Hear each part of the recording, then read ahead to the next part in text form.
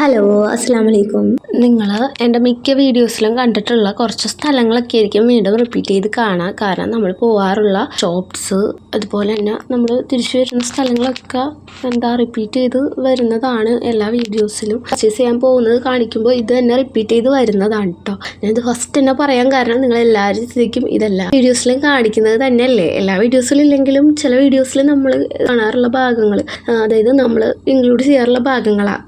കാരണം നമ്മൾ വീണ്ടും ഷോപ്പിങ്ങിന് പോകുമ്പോൾ നമ്മൾ വീണ്ടും വീണ്ടും എടുക്കുന്ന ക്ലിപ്സ് ആണെന്നുണ്ടെങ്കിലും ചിലപ്പോൾ പ്രോഡക്ട്സോ കാര്യങ്ങളോ മാത്രം ചെറിയ രീതിയിൽ വ്യത്യാസം ഉണ്ടാവുള്ളൂ. പക്ഷെ പോകുന്ന വഴികൾ കാര്യങ്ങളൊക്കെ നിങ്ങൾ എപ്പോഴും കാണണമായിരിക്കുള്ളൂ. അപ്പോൾ ബോറടിക്കുന്നുണ്ടെങ്കിൽ ക്ഷമിക്കണം.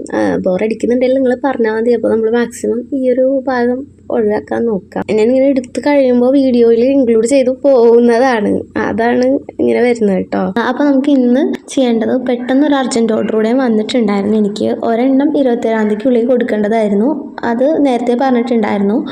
പക്ഷെ വേറെ ഒരെണ്ണം അന്ന് തന്നെ കിട്ടണം എന്ന് പറഞ്ഞിട്ടാണ് നമുക്ക് വന്നിട്ടുണ്ടായത്.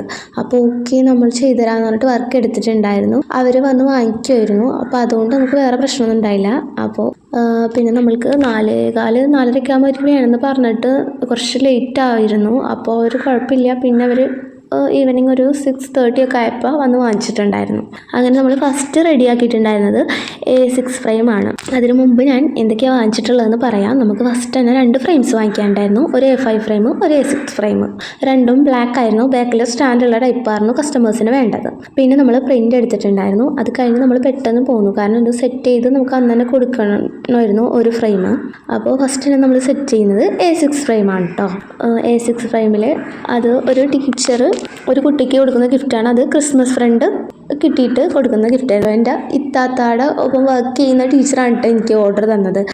ആ ടീച്ചർക്ക് കിട്ടിയ സ്റ്റുഡൻറ്റിന് ടീച്ചറും ആ കുട്ടിയും ഒന്നിച്ചുള്ള ഒരു പിക്ക് ഫ്രെയിം ചെയ്ത് കൊടുക്കാനാണ് പറഞ്ഞിട്ടുണ്ടായിരുന്നത്. അപ്പോൾ അത് നമ്മൾ റെഡിയാക്കിയിട്ട് കൊടുക്കുകയാണ് കേട്ടോ ചെയ്തിട്ടുണ്ടായിരുന്നത്. നമുക്ക് പേബസാർ വരെയൊക്കെ ഒന്ന് പോകണമായിരുന്നു. അപ്പോൾ അവിടെ വന്നിട്ട് ഫ്രെയിം പറഞ്ഞിട്ടുണ്ടായിരുന്ന ടീച്ചറുടെ ഹസ്ബൻഡ് വന്നിട്ടായിരുന്നു ഫ്രെയിം കളക്ട് ചെയ്തിട്ടുണ്ടായിരുന്നത്. അത് കഴിഞ്ഞിട്ട് പിന്നെ നമ്മൾ അവിടെ നിന്ന് പോകുന്ന കഴിഞ്ഞിട്ട് A5 ഫ്രെയിം സെറ്റ് ചെയ്യുകയാണ് ചെയ്തിട്ടുണ്ടായിരുന്നത്. അതും സെറ്റ് ചെയ്ത് കഴിഞ്ഞിട്ട് അത് നമുക്കൊരു ചെറിയൊരു ഹാമ്പർ പോലെ ഇങ്ങനെ കൊടുക്കണമായിരുന്നു. അപ്പോൾ അഫോർഡബിൾ ആയിട്ടുള്ള തന്നെ ഒരു ഹാമ്പർ കിറ്റിൽ നമ്മൾ ഫ്രെയിം വെച്ച് കൊടുത്തു. പിന്നെ ഒരു വിഷസ് കാർഡ് വെച്ച് കൊടുത്തു. കോംപ്ലിമെൻ്ററി ആയിട്ട് നമ്മുടെ അടുത്ത് വിഷസ് കാർഡ് കുറച്ചുണ്ടായിരുന്നു. അപ്പോൾ അതിൽ നിന്ന് സെലക്ട് ചെയ്ത ഒരു വിഷസ് കാർഡ് നമ്മൾ അതിൽ ആഡ് ചെയ്ത് കൊടുക്കുകയാണ് ചെയ്തിട്ടുണ്ടായിരുന്നത്. ബാക്കി അതിൽ കുറച്ച് ചോക്ലേറ്റ്സ് ഒക്കെ ആഡ് ചെയ്യാനുള്ളത് അവർ തന്നെ സെറ്റ് ചെയ്തോളാന്ന് പറഞ്ഞു. ആ വർക്ക് ഒരു ഹാമ്പർ പോലെ ഞാൻ സെറ്റ് ചെയ്തെന്ന് പറഞ്ഞില്ലേ, ആ ഒരു ഹാമ്പർ വർക്ക് എൻ്റെ കസിൻ സിസ്റ്ററിൻ്റെ മക്കളാണ് എനിക്ക് തന്നിട്ടുണ്ടായിരുന്നത്. ഇത്താത്താടെയും അളിയൻ്റെയും വെഡിങ് ആനിവേഴ്സറിക്ക് മക്കൾക്ക് ഗിഫ്റ്റ് ചെയ്യാൻ വേണ്ടിയിട്ട് കേട്ടോ. അവർ ഗിഫ്റ്റ് ചെയ്യുമ്പോൾ ഉമ്മാനോടും വാപ്പാനോടും അറിയാതെ അവർക്കൊരു സർപ്രൈസ് എന്ന പോലെയാണ് സെറ്റ് ചെയ്തത്. അപ്പോൾ നമ്മൾ എന്ത് ചെയ്തു, ഉള്ളിലുള്ള ഫ്രെയിം എന്തായാലും നല്ല രീതിക്ക് സേഫായിട്ട് തന്നെ പാക്ക് ചെയ്യണം. ഗ്ലാസ് ആയതുകൊണ്ട് തെർമോക്കോളൊക്കെ വെച്ച് പാക്ക് ചെയ്തിട്ടുണ്ടായിരുന്നു. ഫ്രെയിം കാണില്ല, എന്നാലും ആനിവേഴ്സറി വിഷസ് കാർഡും വെച്ചിട്ടുള്ളതുകൊണ്ട് നമ്മൾ ആ ഒരു ഹാമ്പർ നമുക്കൊന്ന് റാപ്പ് ചെയ്യാൻ പറ്റുമായിരുന്നു. അപ്പോൾ അതും ഒന്ന് റാപ്പ് ചെയ്തിട്ടാണ് അവിടേക്ക് എത്തിച്ചിരുന്നത് കേട്ടോ. അവരുടെ വീട് ചേന്നമംഗലത്താണ്. പക്ഷെ അവരിവിടെ നമ്മൾക്കൊരു പരിപാടി ഉണ്ടായിരുന്നു. അപ്പോൾ അതുമായി ബന്ധപ്പെട്ടിട്ട് അവരിവിടെ വന്നിട്ടുണ്ടായിരുന്നു മാമാടെ വീട്ടിൽ. അപ്പോൾ അങ്ങോട്ട് വാപ്പ കൊണ്ടു കൊടുക്കുകയാണ് ചെയ്തിട്ടുണ്ടായിരുന്നത്. അപ്പോൾ അങ്ങനെ അതും അവിടെ എത്തിച്ചിട്ടുണ്ടായിരുന്നു. അപ്പോൾ ഇതൊക്കെ ആയിരുന്നു കേട്ടോ നമ്മൾ ഇന്നത്തെ വർക്ക്സ്.